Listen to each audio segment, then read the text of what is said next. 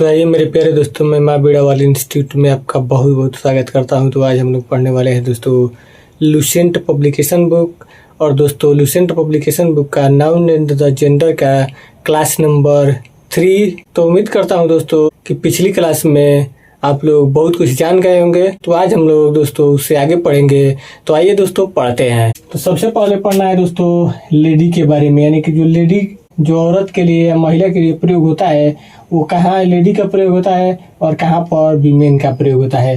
तो आइए दोस्तों पढ़ते हैं। तो इसका पहला नियम है दोस्तों कि लेडी शब्द का प्रयोग सामाजिक पद या पदवी, करेक्टर या सोशल रैंक को डिनोट करने के लिए किया जाता है। यानी कि दोस्तों जो लेडी का प्रयोग है वो सामाजिक पद या पदवी दिखाने के लिए इसका प्रयोग किया जाता है। जैसे ये दोस्तों डायना, तो इनका जो पदवी दिखाने के लिए प्रयोग हुआ है दोस्तों लेडी का, यानी कि लेडी डायना।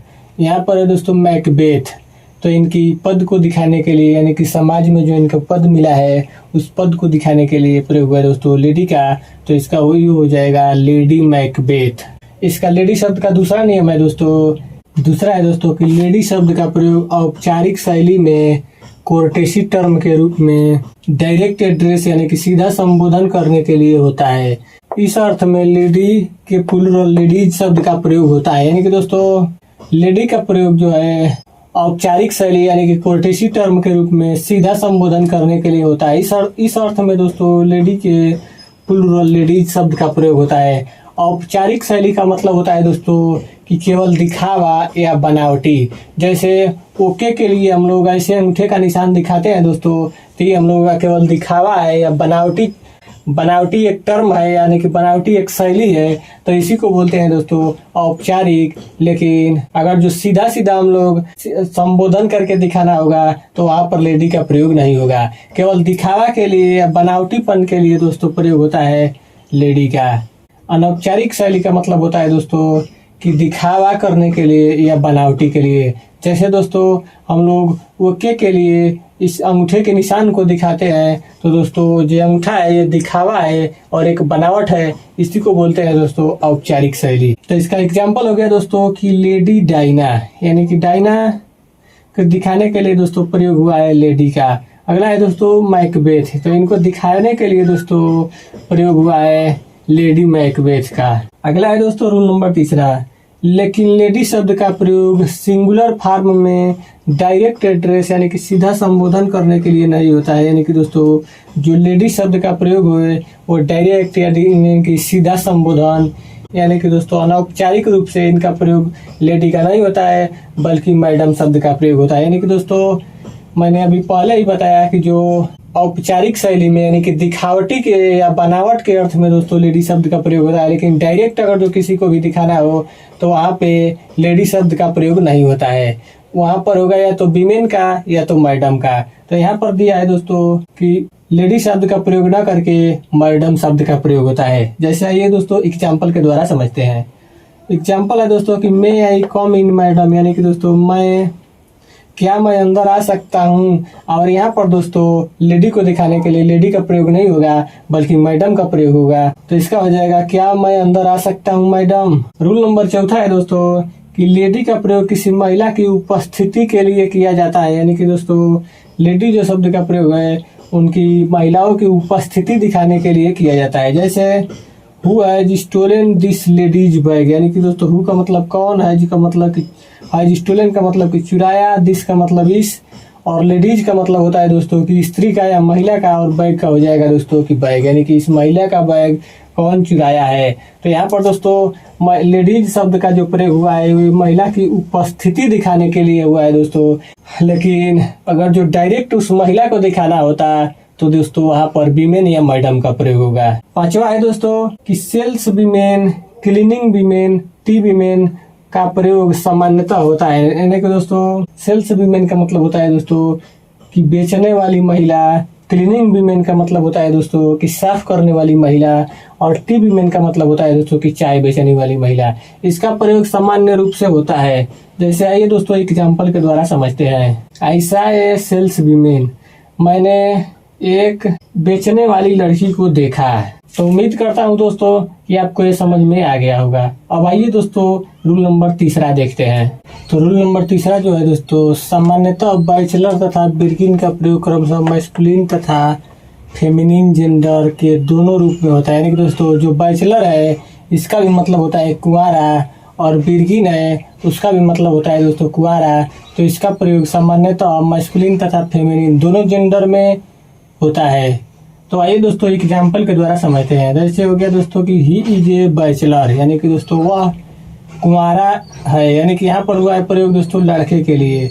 यहाँ पर हुआ है दोस्तों दूसरा, सी इज ए बैचलर गर्ल, यानी कि दोस्तों वह एक कुंवारी लड़की है, यानी कि यहाँ पर बैचलर लड़की के लिए प्रयोग हुआ है। तीसरा है दोस्तों कि ही इज ए बिरकिन, यानी कि वह एक कुंवारा लड़का है। तो इसका प्रयोग दोस्तों यहाँ पर लड़के को कुंवारा दिखाने के लिए हुआ है। जैसे कि ही इज ए बिरकिन, यानी कि वह एक कुंवारा लड़का है। अगला है दोस्तों सी इज ए बिरकिन, यानी कि दोस्तों वह एक कुंवारी लड़की है। यहाँ पर बिरकिन का प्रयोग जो है दोस्तों वो लड़की के लिए हुआ है। आइए दोस्तों कुछ नोट है उसको देखते हैं। नोट नंबर पहला है दोस्तों कि बैचलर, यानी कि बैचलर का मतलब होता है कुंवारा, कि बैचलर का प्रयोग कुंवारा आदमी, अनमैरिड मैन, यानी कि जो दोस्तों जो शादी नहीं किया हो, तथा man or women who has taken the first university degree के अर्थ में होता है। यानी कि दोस्तों बैचलर का प्रयोग कुंवारा आदमी तथा जिसको किसी यूनिवर्सिटी से, यानी कि किसी विश्वविद्यालय से कोई भी डिग्री यानी कि उपाधि प्राप्त हुई हो, तो उसके अर्थ में भी दोस्तों प्रयोग होता है बैचलर का। यानी कि दोस्तों बैचलर का प्रयोग या तो कुंवारा आदमी या तो विश्वविद्यालय द्वारा कोई भी उपाधि उसको प्राप्त हुई हो, तो उस उपाधि को दिखाने के लिए भी दोस्तों बैचलर का प्रयोग होता है। इसका दूसरा नियम है दोस्तों कि बिरकिन का प्रयोग man or women never had sexual intercourse के अर्थ में होता है। यानी कि दोस्तों जो बिरकिन है इसका प्रयोग भी कुंवार या कुंवारे के लिए होता है, लेकिन इसका जब प्रयोग होगा दोस्तों तो इसका प्रयोग तब होता है जब मैन आर वीमेन कभी भी सेक्सुअल इंटरकोर्स नहीं किए हों, तो उसको दिखाने के लिए होता है। अब है दोस्तों रूल नंबर चौथा, यानी कि दोस्तों बिरकिन और बैचलर में थोड़ा ही फर्क है। बैचलर दोस्तों सामान्य रूप से कुंवारा आदमी को दिखाने के लिए प्रयोग होता है, और किसी विश्वविद्यालय से अगर जो कोई उपाधि प्राप्त होती है तो वहां पर होता है। लेकिन जो बिरकिन है दोस्तों इसका जब प्रयोग होगा तो मैन आर वीमेन के लिए जिन्होंने कभी भी सेक्सुअल इंटरकोर्स नहीं किया हो उसके अर्थ में होता है। अब है दोस्तों रूल नंबर चौथा, कुछ ऐसे नाउन्स जिनका प्रयोग शक्ति यानी कि स्ट्रेंथ, दृढ़ता यानी कि फिटनेस या ऊर्जा एनर्जी का बोध कराने के लिए होता है। इस स्थिति में इसे मैस्कुलिन जेंडर यानी कि पुल्लिंग माना जाता है, तथा इसके लिए सिंगुलर प्रोनाउंस ही, हिम, हिज, हिमसेल्फ का प्रयोग होता है। यानी कि दोस्तों जब कभी भी शक्ति दिखाने के लिए प्रयोग हो, या फिटनेस यानी कि दृढ़ता दिखाने के लिए प्रयोग हो, यानी कि मजबूती या ऊर्जा यानी कि एनर्जी दिखाने के लिए दिखाने का बोध हो, तो वहां पर दोस्तों इसे मैस्कुलिन जेंडर माना जाता है। यानी कि दोस्तों पढ़ने से ही मालूम चल रहा है हो गया शक्ति, यानी कि दोस्तों जहाँ पर हम लोग शक्ति दिखाते हैं। दृढ़ता का मतलब होता है दोस्तों कि मजबूती जहाँ दिखाते हैं, और दोस्तों जहाँ पर हम लोग ऊर्जा दिखाते हैं तो उसको दोस्तों माना जाता है मैस्कुलिन जेंडर यानी कि पुल्लिंग। तो पढ़ने से ही दोस्तों ऐसा प्रतीत हो रहा है कि पुरुषत्व यानी कि पुल्लिंग की बात हो रही है, तो इसलिए दोस्तों यहाँ पर प्रयोग होगा मैस्कुलिन जेंडर का, तथा इसके लिए ही, हिम, हिज, हिमसेल्फ का प्रयोग होता है। जैसे दोस्तों आइए एग्जाम्पल के द्वारा समझते हैं। जैसे दोस्तों द सन यानी कि सूर्य, यानी कि सूर्य जो दोस्तों प्रकाश या ऊर्जा देता है, तो उसका भी प्रयोग मैस्कुलिन में होता है। जैसे हो गया दोस्तों टाइम यानी कि समय। अगला है दोस्तों डेथ यानी कि मृत्यु। अगला हो गया दोस्तों विंटर यानी कि शीतकाल या ठंडी का मौसम। अगला है दोस्तों वाइंड यानी कि हवा। अगला है दोस्तों समर यानी कि गर्मी का मौसम। यह है दोस्तों थंडर यानी कि गर्जन या गड़गड़ाहट। यह दोस्तों ओशिन का मतलब होता है दोस्तों सागर।